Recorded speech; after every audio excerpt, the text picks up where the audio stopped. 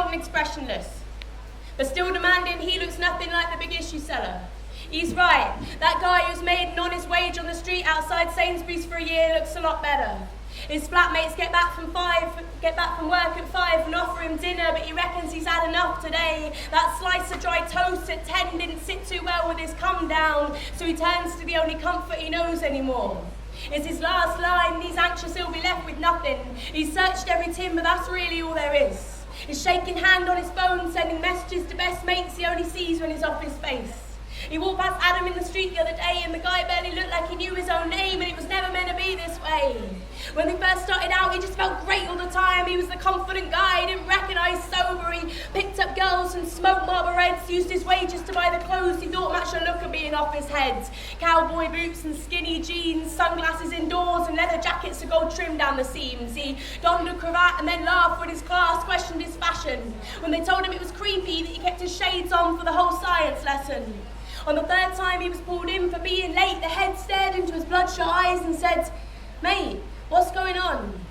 And he held out his arms like an eagle. "Nothing, look at me, I'm a brilliant teacher. These kids have never been so inspired. I'm opening their minds to the meaning of life." That's fine, Nige, but you also have to stick to the curriculum. Too wired to park his car in the morning, after 4 scratched bonnets and 6 snapped wing mirrors, he decided to walk, which meant getting up earlier, but of course, more often than not, he slept through his alarm and tried to make it in unnoticed. He couldn't handle the marking. No one told him when he went into teaching he'd have to do this much thinking. On the day before the moderators were due to arrive, he couldn't find the books that alone proved his grading was equal and right, so he did some photocopying. He wrote an essay out into another book, he faked an experiment and made up the results. With an hour to go, he was nervous, so he had another bump to see him through. By the time the 2 suited men had made it to his room, he'd chewed his mouth so much he was bleeding from the lips. He shook the head's hand and covered his tie in spits. But the disciplinary board were lenient.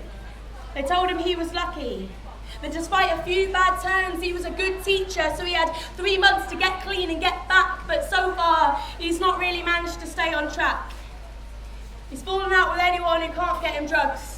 And even the ones who can, he owes money to, so he keeps his head down. He doesn't go to the clubs and parties where he knows they'll be. He tends to just invite a few core members of the old crew round to sit in his room, cutting lines with cards he's nicked from mates' wallets. He tells himself he really should make an effort to check their financial worth, but for now, he just needs a catalyst for his quick fix.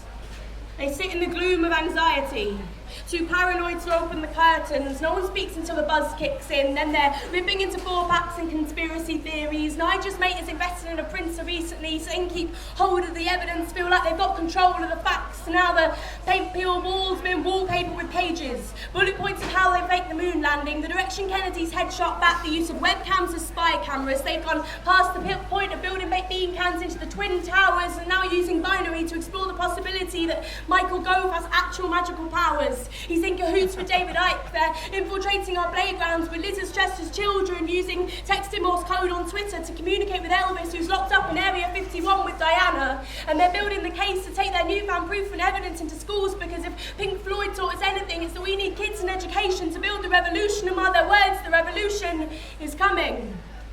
They can hear it calling. Through the Disney Pixar films being projected from a future universe, telling them to fight harder to bring down the planes that are spraying our atmosphere with chemicals, keeping us locked up, mentally choked up, and as long as we keep the tellies on, our minds will be messed up. And the only one who ever found freedom was John Lennon, and he's still alive. He's just waiting for you to realise. The mist clears. They've got Abbey Road on backwards. There's blood on their faces and scratches down their cheeks. They agreed to meet same time next week. Nige pins the latest findings up on the wall. He's running out of space, so uses his Rizzler paper to stick them on the door. Night's coming in, though it's barely 4 o'clock. Some of his flatmates talked about going down the loaded dog. He can't face people. He knows. Also feels terrified at the prospect of being alone. He's got his hand on his phone, flicking through the names of people he barely knows, desperate to find anyone who will lend him a tenner. Thank you.